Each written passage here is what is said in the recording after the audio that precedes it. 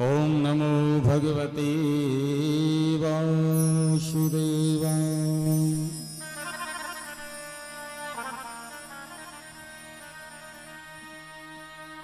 गुरुवे गौरचन्द्राय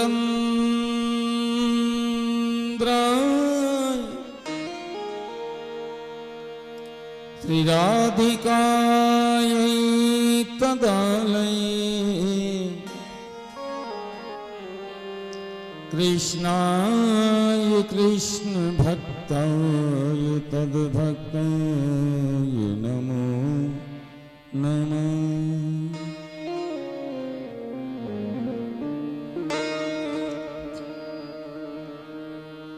ब्रजी वसन्तं नवनीत चोरं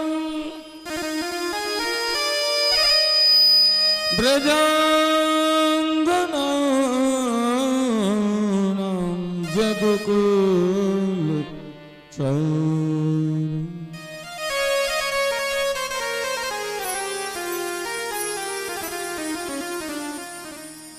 अनेक जन्मार्जित पाप चौरं चौराग्रगण्यं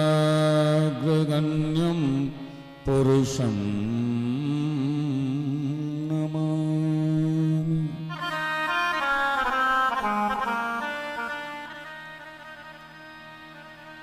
ध्येयं सदा परिमवघ्नमभीष्टदोहम् तीर्थास्पदं श्रीविरञ्चिनुतं शरण्यम्।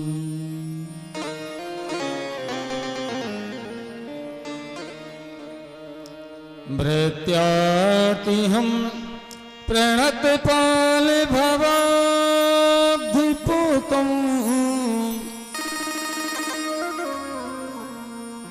वन्दे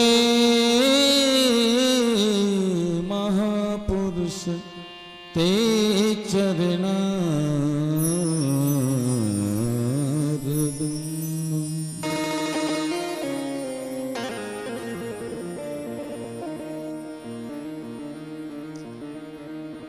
गंगातरंगरमणीय जटाकलाप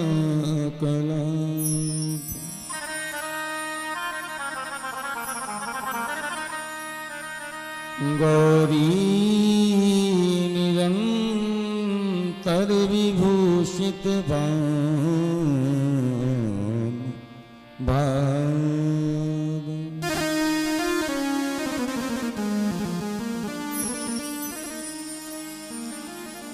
नारायण प्रियमनंग मदापहारं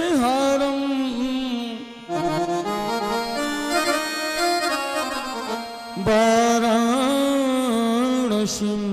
पुरीपतिं भज विश्वनाथम्।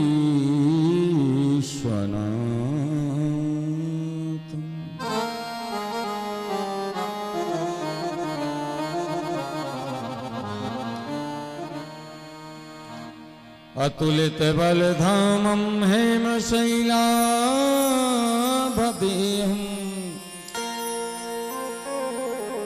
धनुजीवन कृशानुं ज्ञानिनामाग्रगण्यम्।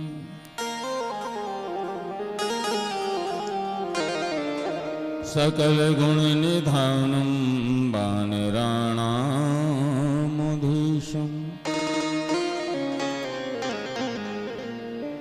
रघुपति प्रिय भक्तं बात जातं नमामि।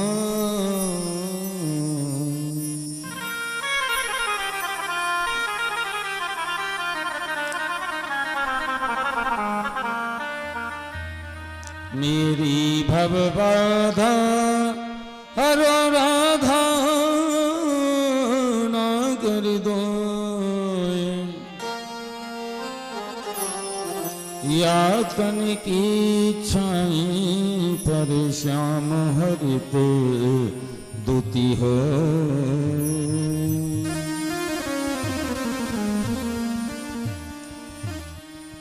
जय जय श्री राधा रमण, जय जय नवल किशोर।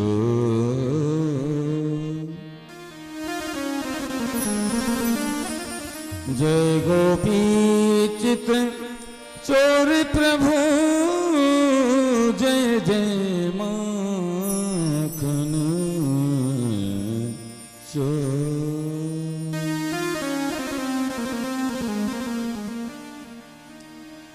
प्रणवो पवन कुमार,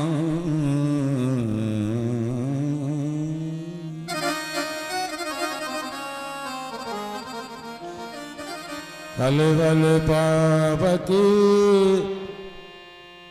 ज्ञान घन जासु हृदय आगार। बसहि राम सर चाप धर, बसहि राम सर चाप धर, धर सर चाप धर।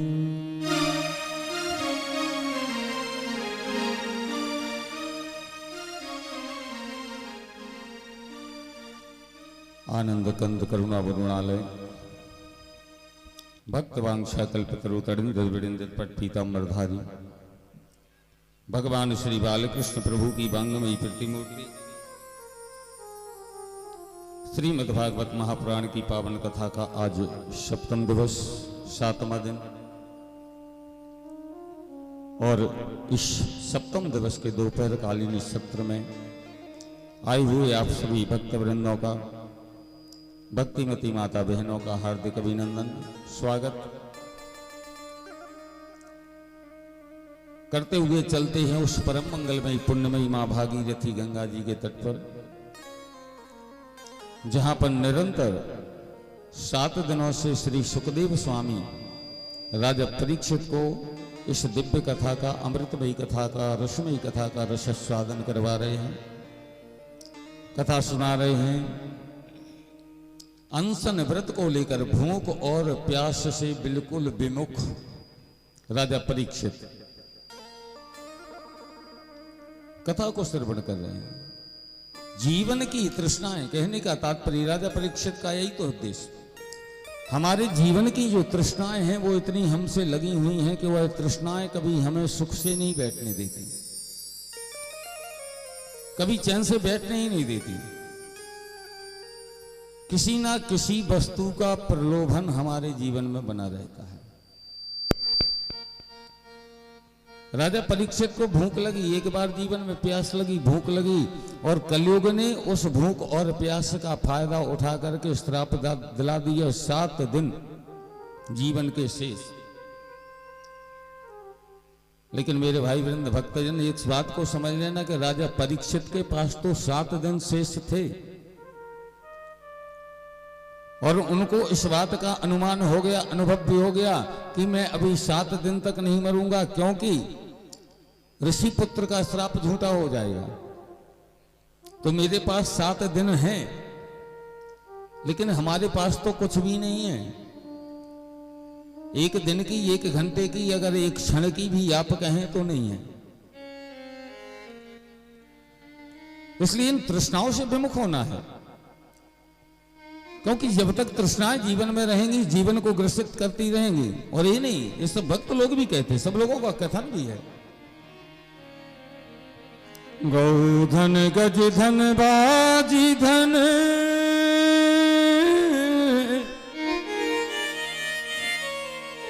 और रतन धन खान,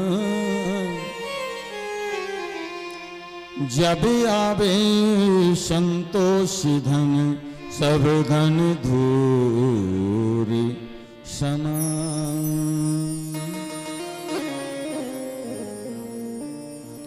कोई ना कोई इच्छा, कोई ना कोई तृष्णा अपने जीवन में हमें व्याकुल करती रहती। किसी को गौओं के धन की आवश्यकता है, किसी को गज धन की आवश्यकता है, किसी को सोना चांदी की आवश्यकता है, किसी को धन मकान की आवश्यकता है।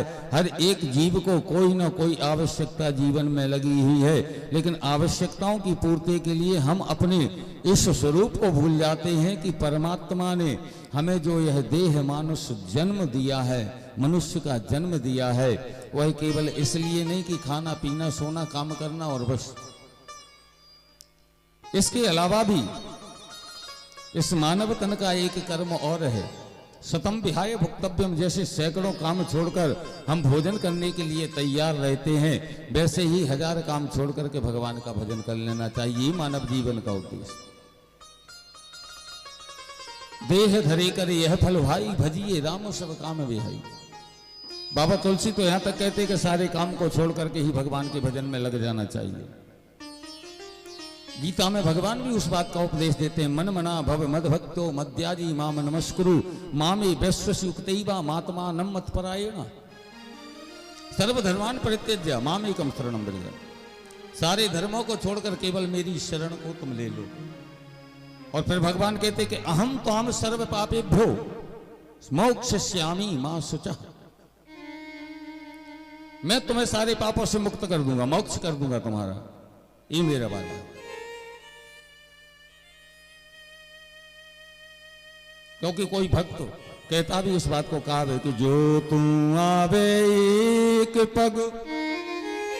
भगवान स्वयं इस बात को कहते हैं कि अगर तुम परमात्मा से मिलने के लिए एक कदम आगे बढ़ाते हो तो भगवान कई कदम चल के आते हैं। भक्त का भाव कि जो तू आवे एक पग और मैं आऊं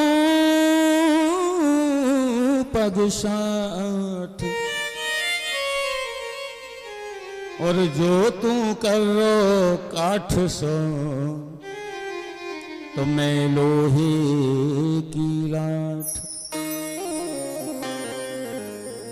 भगवान कहते हैं कि तुम अगर मुझसे मिलने एक कदम चलते हो, एक पग चलते हो, तो परमात्मा भक्त से मिलने के लिए 60 कदम चलता है।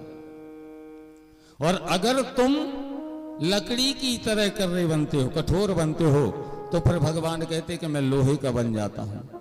ठीक उसी तरह जैसे अन्य क्षेत्रे कृतम पापम तीर्थ क्षेत्रे विनश्यति। अगर तुमने कहीं गांव में या किसी अन्य क्षेत्र में पाप किया तो वह पाप कर्म तुम्हारा तीर्थ क्षेत्र में जाने से नष्ट हो जाता है। अन्य क्षेत्रे कृतम पापम तीर्थ क्षेत्रे विनश्यति, और तीर्थ क्षेत्रे कृतम पापम वज्रलेपो भविष्यति। और अगर तुमने जाकर तीर्थ क्षेत्र में भी पाप किया तो वह वज्र के समान हो जाता है, कभी न मिटने वाला, अमिट। अन्य क्षेत्रों में आपने किया वो तीर्थ क्षेत्र में नष्ट हो जाएगा, लेकिन तीर्थ क्षेत्र में किया हुआ पाप कभी नष्ट नहीं होता। वज्र लेपो भविष्यति, वज्र के समान हो जाता। तो प्रभु के लिए किया हुआ सत्कर्म हमारे जीवन में वो 7 दिन की ये सप्त गंगा जो आपके ग्राम पे परौदा आलम में बही है। और देखिए करवाने वाला तो एक ही होता है। जैसा सिंह दाऊ ने अपना धन खर्च किया, व्यय खर्च किया, सारा पैसा लगा रहे, सब कुछ व्यवस्था कर रहे हैं, लेकिन इसका फल कौन ले रहा है?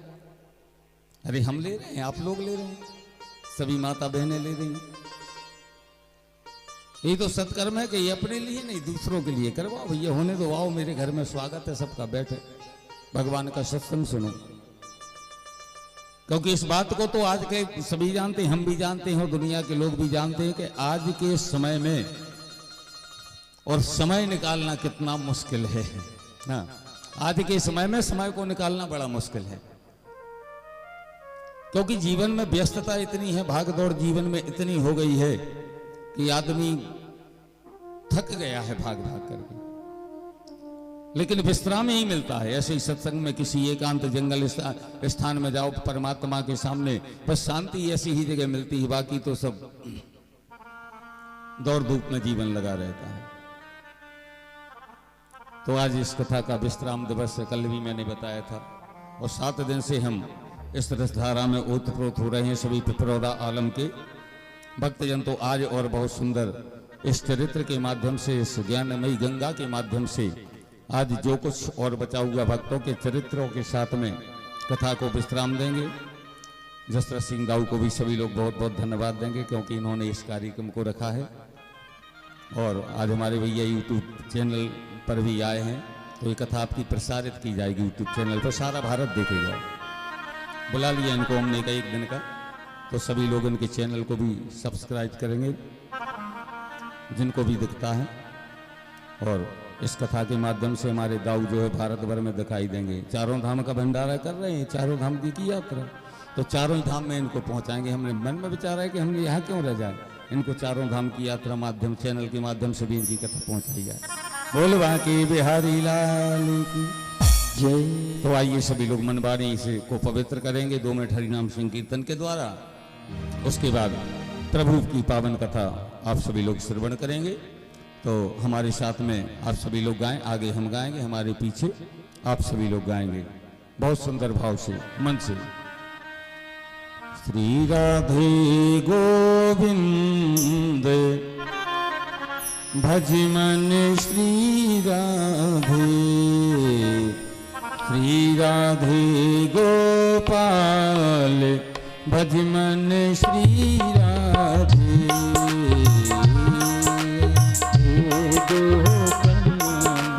भज मन श्री राधे, श्री राधे गोपाल भज मन श्री राधे, श्री राधे गोपाल भज मन श्री राधे, श्री राधे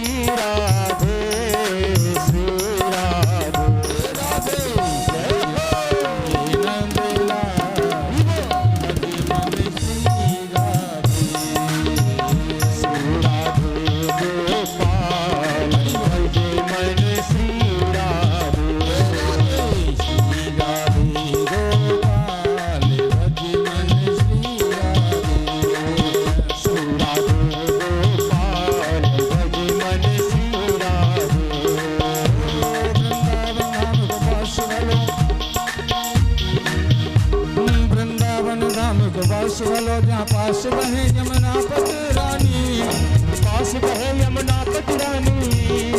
जो जना है कि ध्यान करे थे तुम सब लेकिन कौन दुरानी। वेद पुराण बखान कहे अरु संत मुनीष महामन मानी। यमुना यमदूतन तारत है भव तारत है श्री राधिका रानी। भव तारत है श्री राधिका रानी। तारत है श्री राधिका रानी। तारत है श्री राधिका रानी। तारत है श्री राधिका रानी।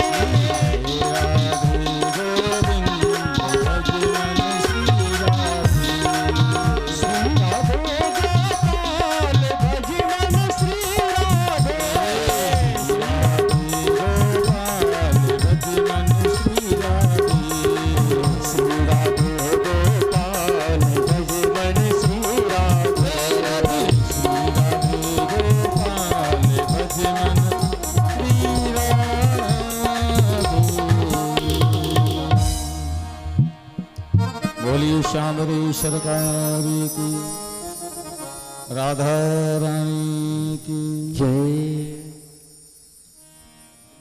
आइए चलते कथा प्रसंग पर। कल की कथा में आप सभी लोगों ने बड़े भाव से भगवान श्री कृष्ण के विवाह महोत्सव को इस कथा के माध्यम से यहाँ मनाया था और सभी लोगों ने बड़ा आनंद भी लिया भगवान के विवाह में। पैर भी पखारे, रुक्मणी मैया के, कृष्ण बलराम के, कृष्ण भैया के, सबके जो है बहुत सुंदर आनंद प्राप्त किया। और यही है सच्चा आनंद, दुनिया का सच्चा सुख इसी सत्संग में। तो श्री सुखदेव स्वामी कहते हैं कि राजन परीक्षित, तामदेव मायामि वीर मोहनी सुमध्यमां कुंडल मंडितानना।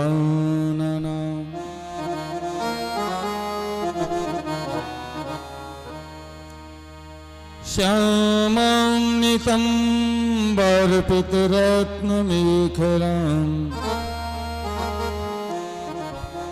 व्यञ्जनस्तनीं कुन्तलसङ्कितेक्षणाम्।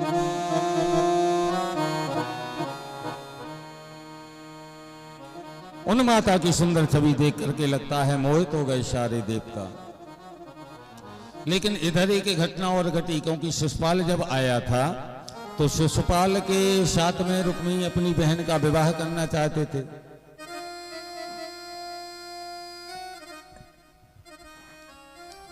लेकिन भगवान श्री कृष्ण रुक्मिणी जी को ले गए। शिशुपाल को बड़ा बुरा लगा कि देखो तो मैंने जिसको बुलाया था विवाह के लिए, और महाराज लगे भी क्यों ना। आप भी कल्पना करो, अगर कहीं ऐसा आ जाए कि कोई दूल्हा बना हो और दूल्हा बना दरवाजे पे खड़ा हो जाए और तभी उसको इस बात का पता चला कि कि मेरी दुल्हन तो भाग गई किसी और के साथ में, कितना बुरा लगेगा। तो शिशुपाल तो वैसे ही भगवान को अपना शत्रु मानता था, वैसे ही द्वेष करता था। और जब रुक्मिणी जी को और ले गए तो शिशुपाल पक्का शत्रु मान लेगा कि कन्हैया मेरा पक्का शत्रु है, इसको मैं मारूंगा। और ये मन में संकल्प कर लिया। रुक्मी तो राक्षोद्वाहं कृष्णा बिडसहन स्वसो पृष्ठतो न गमत कृष्णामक्षण्या व्रतो बलि।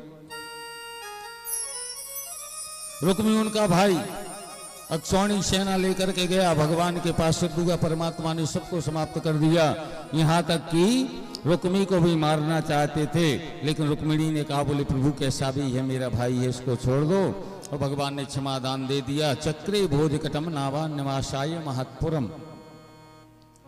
फिर लौट करके नहीं आया वो, भोजकट नाम का एक अलग से नगर बसाया और वहीं पर वह रहने लगा। इधर भगवान का सानंद विवाह होता है। विवाह होकर के श्री सुखदेव स्वामी कहते हैं कि कुछ समय जब व्यतीत होता है तो माता रुक्मिणी भगवान के यहाँ पर एक पुत्र ने जन्म लिया, और यह जो पुत्र आए हैं यह स्वयं कामदेव के अवतार थे।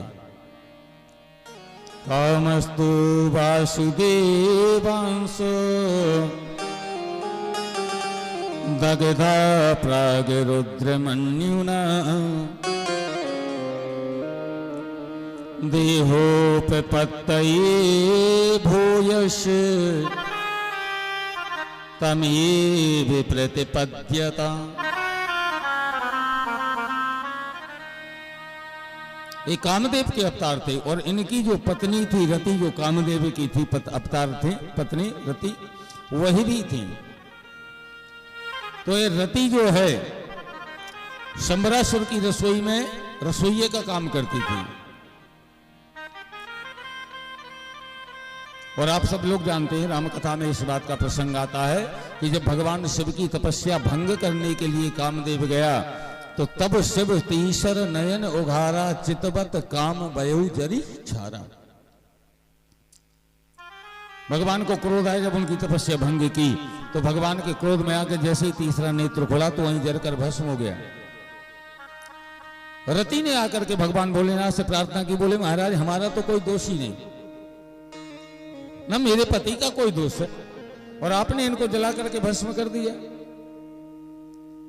भाई देवताओं ने भेजा था, आपका क्रोध तो देवताओं पर बरसना चाहिए, हमारे पति पर क्यों? ये तो निर्दोष थे।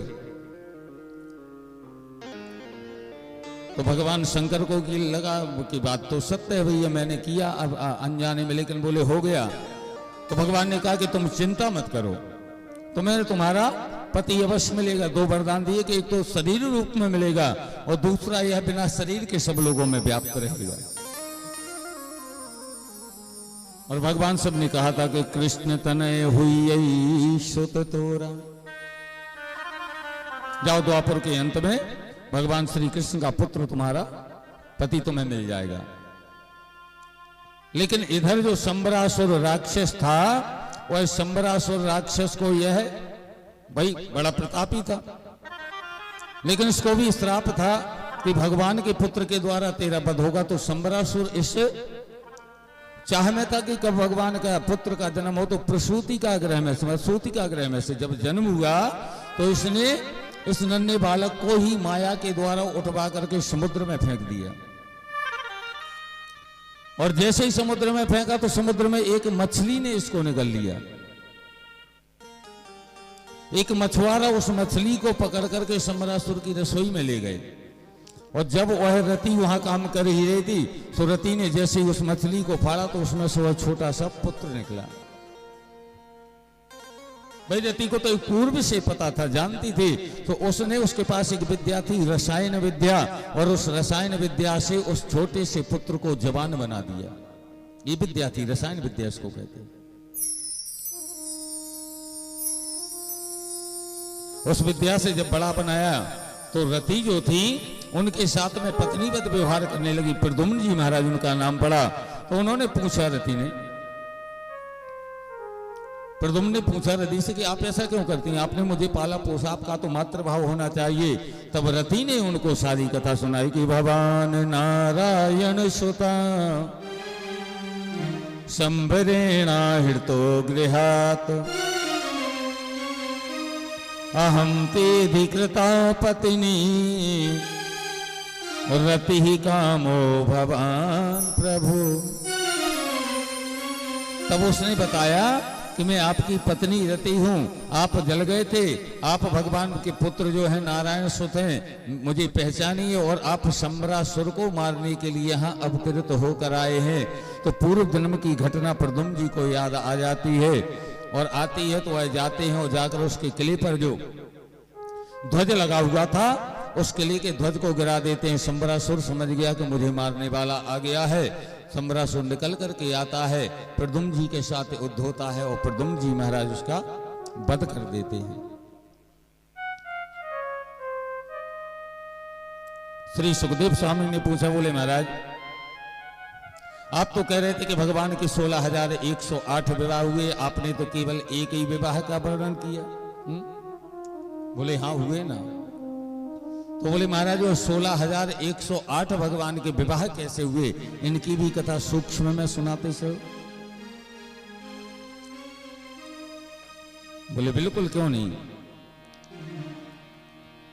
और यही बात है, हरिहर पद रतिमति न कुतर की, तिने कहूं मधुर कथा रघुवर की।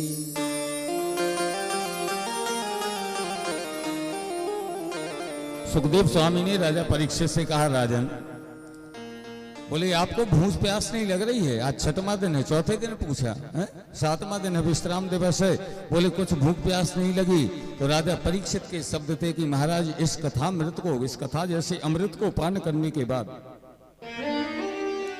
जिस व्यक्ति के जीवन में तृष्णा रह जाए, भूख की इच्छा हो जल, और मैंने तो बोले एक बार भूख और जल की इच्छा की, उसी से तो यहाँ पाया है।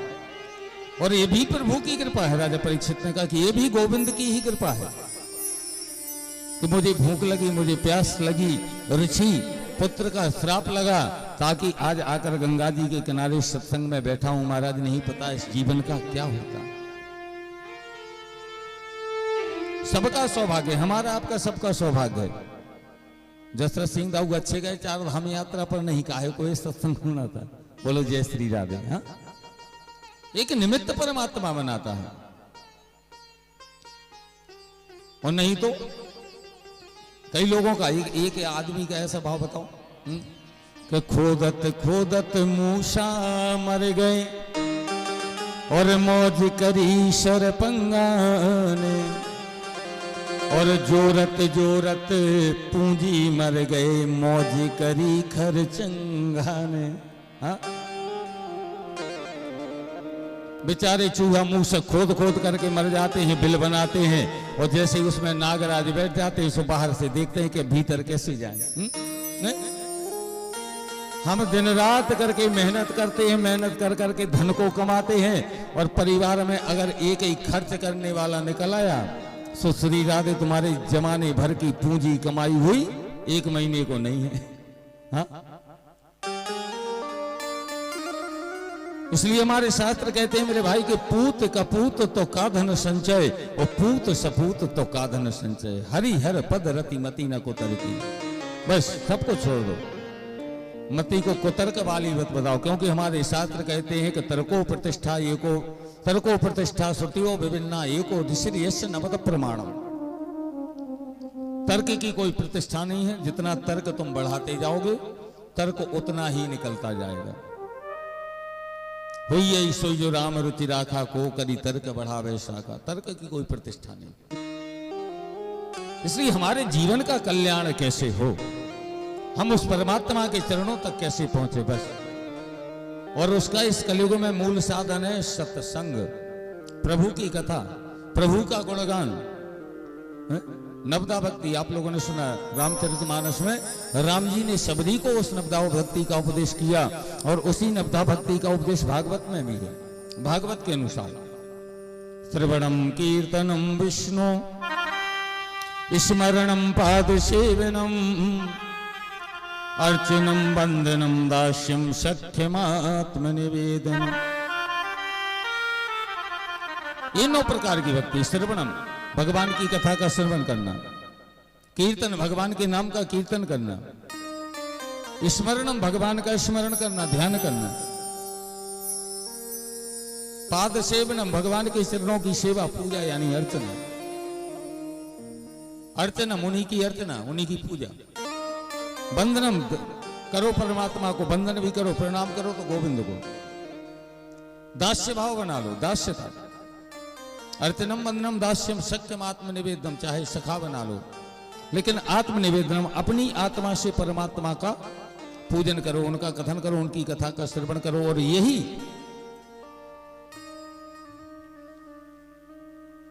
माता सबरी को राम जी ने, सब रामायण पढ़ते हैं वैसे, लेकिन बहुत सुंदर प्रसंग नवदा भक्ति का सुनिए। कौन कौन सी भक्ति है, और यह 9 भक्ति इस सत्संग में यहाँ नित्य प्रति हो रही हैं। आज 7वां दिन है। हाँ, बहुत सुंदर भाव में राम जी ने जब गए हैं माता सबरी की कुटिया पर, तो उनको इस नवदा भक्ति का उपदेश दिया। वो कैसे कि प्रथम भगति संतन कर संगा, दूसर रति मम कथा प्रसंगा।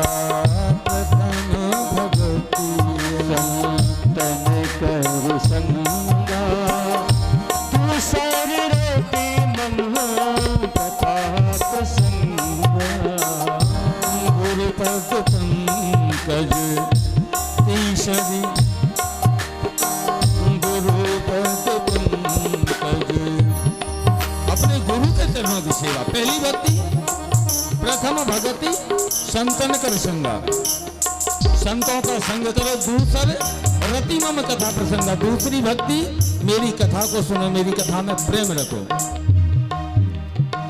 गुरुपद पंकज सेवा, तीसरी भगति अमान, चौथी भगति मम गुण गने, करई कपट तजिगान, मंत्र जाप मम तृण विश्वास। प्रजा को मम विश्वास। पंचम भजन सो वेद प्रकाश, पंचम भोजन सो वेद प्रकाश। सतगम शील विरति बहु करमा, सतगम शील विरति बहु करमा। निरत निरंतर सज्जन धर्मा, निरंतर सज्जन धर्मा। सातम सम मोहि मैं जग देखा, सतम सब मोहि मैं जग देखा। मोते अधिक संत कर लेखा, से अधिक संत कर लेखा। आठम जथा लभ संतोषा, तम यथा लाभ संतोषा। सपने हो नहीं देखिए परदोषा, सपने नहीं देखे परदोषा। नदम सरल सब सन छलहीना, नवम सरल सब सन छलहीना। मम भरोसे हिये हर्ष न दीना, मम भरोसा हिये हर्ष न दीना।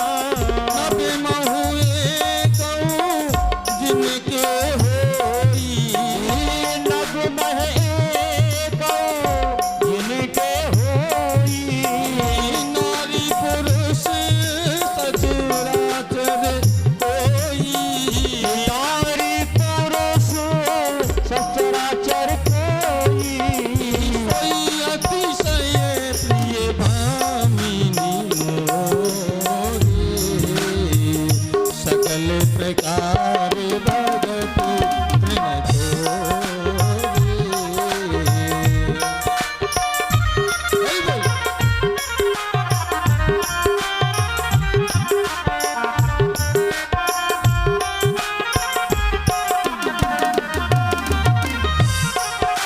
हे सोई अतिशय प्रिय भामिनी मोरे, सकल प्रकार भगति तृण तोरे। नवदा भक्ति 9 प्रकार की भक्ति। प्रथम भगति मम संतन कर संगा, दूसर रति मम कथा प्रसंगा। मेरी कथा में गुरुपद पंकज सेवा, कल भी बताया था। गुरुजनों की सेवा तीसरी भक्ति। चौथी भक्ति मेरे गुणों का गान करो, कपट को त्याग करो। मेरे मंत्र का जाप करो, मुझ में विश्वास रखो, पांचवी भक्ति। छठवीं भक्ति सारे काम करो, अपने कामों को छोड़ने की जरूरत नहीं है, लेकिन बस सज्जनों का संग कर लो, सत्संग कर लो। सातवीं भक्ति। छठवीं भक्ति। सातवीं परमात्मा कहते हैं सारे संसार में मेरा स्वरूप देखो, जहां भी मुझे देखो। सिए राम मैं सब जग जाने, वो मेरा स्वरूप है। सातवीं भक्ति हो गई। आठवीं भक्ति जो मिल जाए, परमात्मा ने दाल रोटी दी है, बस आनंद करो। स्वप्न में भी दूसरे के दोषों को मत देखो। ये आठवीं। आठम यथा लाभ संतोष।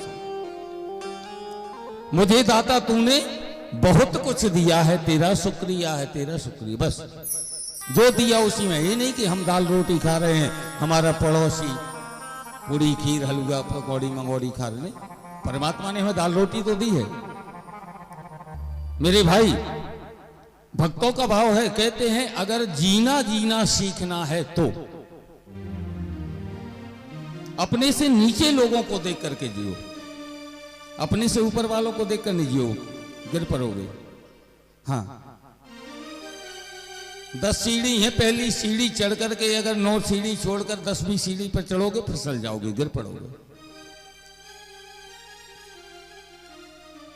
अगर जीना सीखना है तो अपने से नीचे के लोगों को देख करके जीना सीखोगे। वो उनसे तो हम अच्छे हैं जो बेचारे झोपड़ी में रहते हैं, दिन भर मेहनत मजदूरी करते हैं, तब कहीं शाम को खाने की उनकी जुगाड़ होती है, दाल रोटी उनको प्राप्त होती है। लेकिन उनसे तो हम अच्छे हैं कि परमात्मा ने हमें दिया।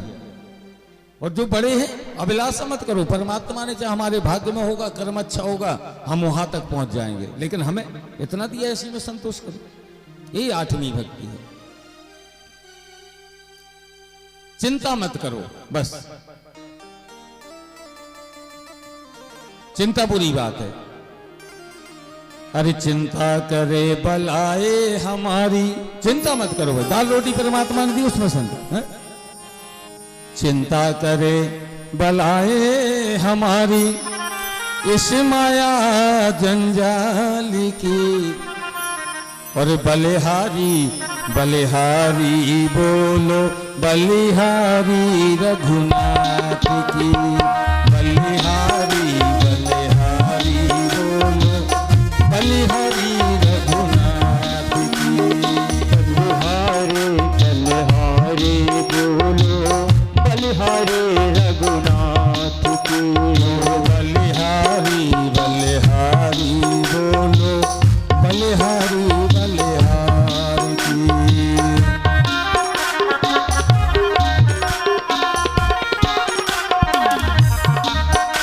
वो जिस मालिक ने जन्म दिया है, अन्न वस्त्र भी दे देगा। अन्न वस्त्र भी दे देगा। जिस मालिक ने जन्म दिया है, अन्न वस्त्र भी दे देगा। उस मालिक ने जन्म दिया है, अन्न वस्त्र भी दे देगा। सिर ढकने को छत दे देगा, खबर हमारी ले लेगा। ढकने को छतर भी देगा, खबर हमारी ले लेगा। भजन करो निश्चिंत हो चिंता, भजन करो निश्चिंत हो चिंता। भजन करो निश्चिंत हो चिंता। छोड़ो रोटी दाल की, बलिहारी बलिहारी बोलो, बलिहारी रघुनाथ की। हरि बोल।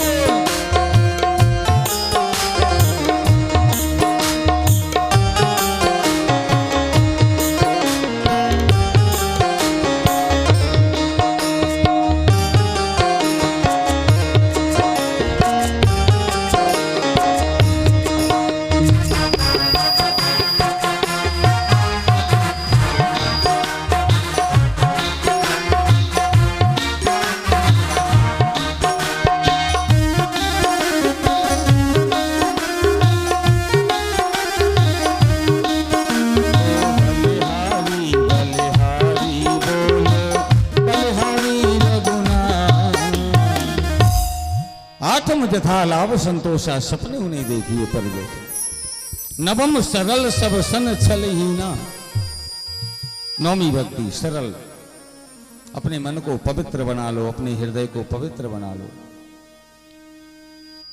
सरल भाव, छल ही ना, किसी से छल नहीं, किसी से दोष नहीं, बुरा भाव भीतर ना हो। मैंने कल भी आप लोगों को बताया था, क्योंकि परमात्मा का नियम है। और रामायण में भी निर्मल मन जन सो मोहि पावा, और मोहि कपट छल छिद्र न भावा। जिसका निर्मल मन है परमात्मा उसी को मिलते हैं। दूसरा भाव एक भक्त का, कि मोहब्बत जिसको देते हैं उसे कुछ भी नहीं देते, जिसे धन माल देते हैं उसे दर्शन नहीं देते। जिसको परमात्मा का प्रेम मिलता है, गोविंद का प्रेम मिलता है, उसको और कुछ नहीं मिलता। और भगवान जिसे धन दौलत देते हैं उसे दर्शन नहीं मिलता। और यही नहीं, एक भक्त कहता है, छुड़ाना पीछा जिससे हो खिलौना हाथ देते हैं, और जिसे नजदीक लाना हो उससे सब छीन लेते हैं।